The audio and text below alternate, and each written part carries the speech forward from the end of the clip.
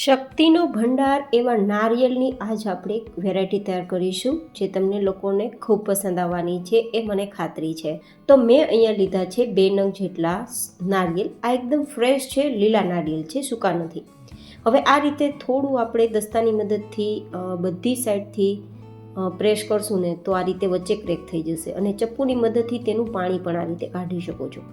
Fresh નારિયેળના ફાયદા ખૂબ જ છે. તમારા વાળને હેલ્ધી રાખે છે, સ્કિનને હેલ્ધી રાખે છે, હૃદયને મજબૂત કરે છે, માઇગ્રેનની બીમારીઓને દૂર રાખે છે, માથાના દુખાવાને દૂર રાખે છે અને ખાસ કરીને પેટની ગરમી જેમ કે પિત્ત છે, એસિડિટી છે તેમાં પણ ખૂબ રાહત આપે છે અને તમને ખૂબ જ નવી શક્તિનો સંચાર કરે છે.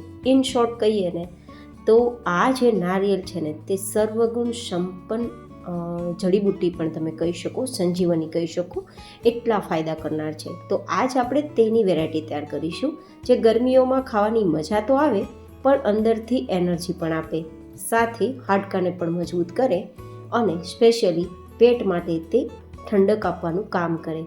અને જ્યારે પણ તમને વેરાયટી ખાવાની ઈચ્છા થાય ત્યારે તમે ફટાફટ બનાવી શકો તે માટે તૈયાર કર્યું છે. તો આ રીતે નારિયેળના બધા જ ટુકડા બહાર કાઢી અને પાછળની જે બ્લેક સપાટી હોય છે, કાળી સ્કિન કહેવાય તેને, તે છાલ કાઢી લેવાની છે. અને હવે લગભગ આપણે અહીંયા નાના નાના ટુકડા કરીને પણ તેને એકદમ ચૂરો કરી શકીએ અને જો નાની ખમણી હોય તો નાની ખમણીથી પણ તમે ખમણીને તેનો ચૂરો કરી શકો છો, તમારી ચોઈસ. પણ આમાં થોડો સમય લાગી શકે છે નાની ખમણીમાં ખમણવાથી. તો જો તમે નાના નાના ટુકડા કરી અને મિક્સરમાં માત્ર 1-2 ચક્કર લગાવશો ને તો એકદમ સરસ ચૂરો તૈયાર થઈ જશે. ઇન શોર્ટ જેને એકદમ ઝીણું ખમણ પણ તમે કહી શકો તેવું આપણે કરવાનું છે ગાઈઝ.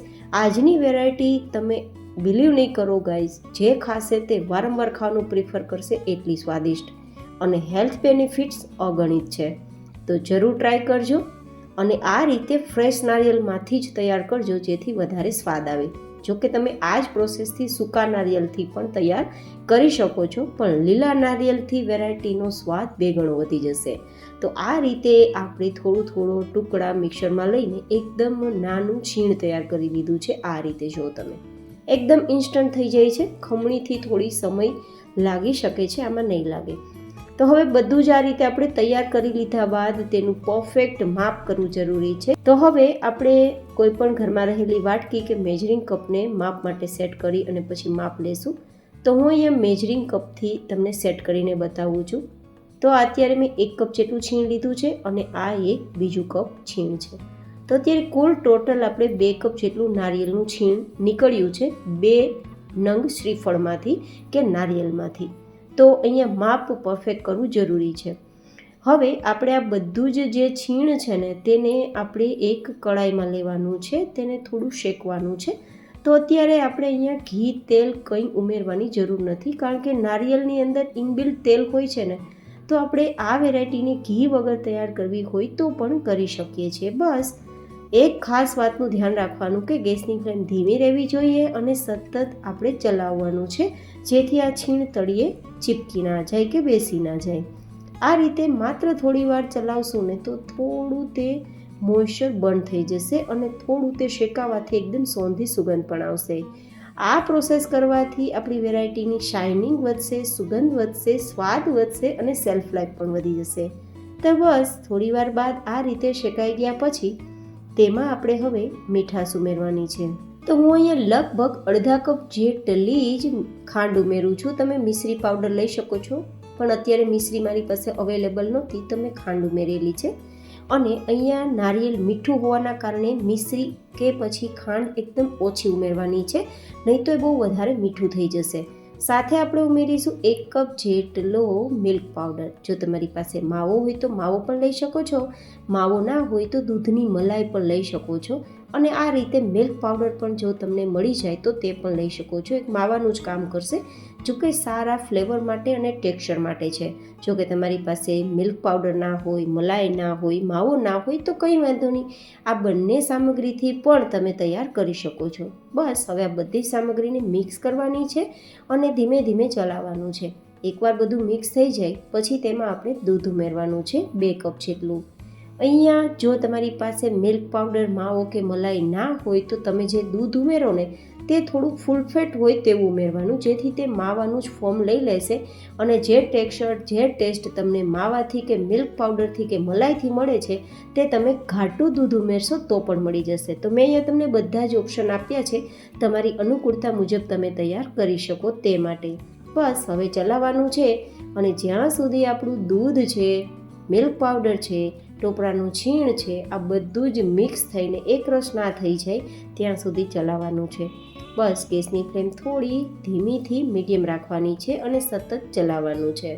તો તમે જોઈ શકો છો કે થોડી જ વારમાં આપણી ખાંડ પણ ઓગળી ગઈ છે અને દૂધ સાથે મિક્સ થઈને થોડું લિક્વિડ ફોર્મ થઈ ગયું છે.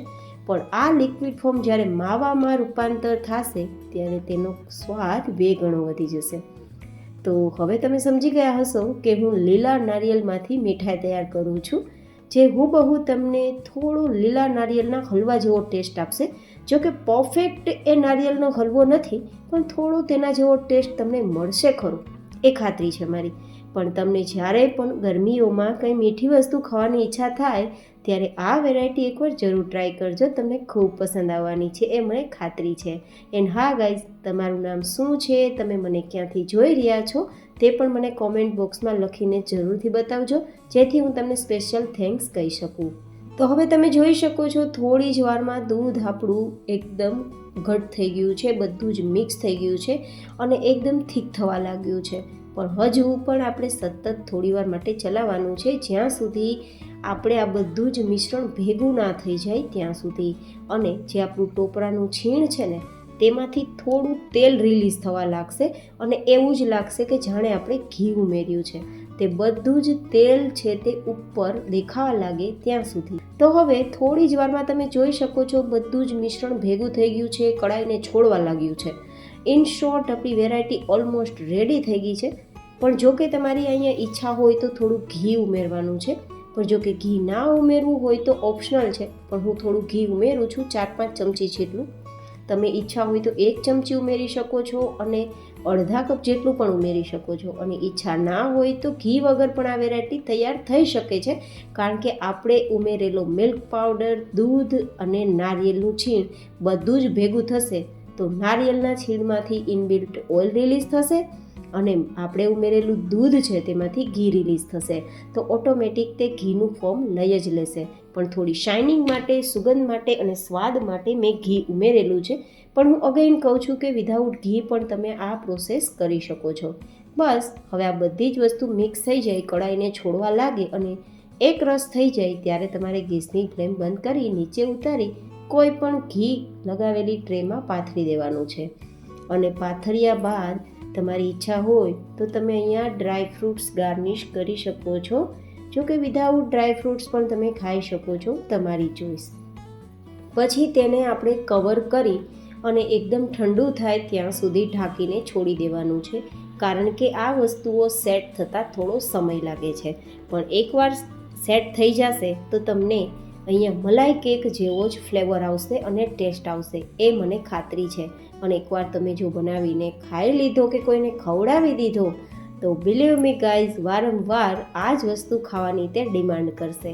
તો હવે તેને આપણે કટ લગાવી દઈશું અને પછી કવર કરીને છોડી દઈશું ઠંડો થાય ત્યાં સુધી.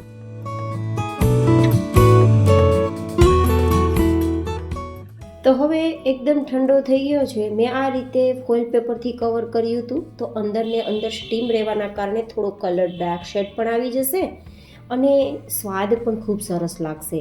તો હવે ઠંડો થઈ ગયા બાદ તમે ટુકડા જુઓ, જોતાં જ મોંમાં પાણી આવી ગયું ને ગાઈઝ. કેટલા લોકોને મોઢામાં પાણી આવી ગયું, ખાવાનું મન થઈ ગયું, તે પણ મને કોમેન્ટમાં જરૂર બતાવજો. જો હું તમને ટેક્સચર બતાવું કે બિલકુલ કડક નથી, હાથમાં લેતા જ 2 ટુકડા થઈ જાય તેટલો સુપર સોફ્ટ તૈયાર થયું છે. તો ગાઈઝ, આનું નામ શું રાખી શકાય તે મને કોમેન્ટમાં બતાવવાનું બિલકુલ ના ચૂકતા. ફરી મળીશું એક નવી જ હેલ્ધી રેસીપી સાથે. ત્યાં સુધી stay healthy and stay happy.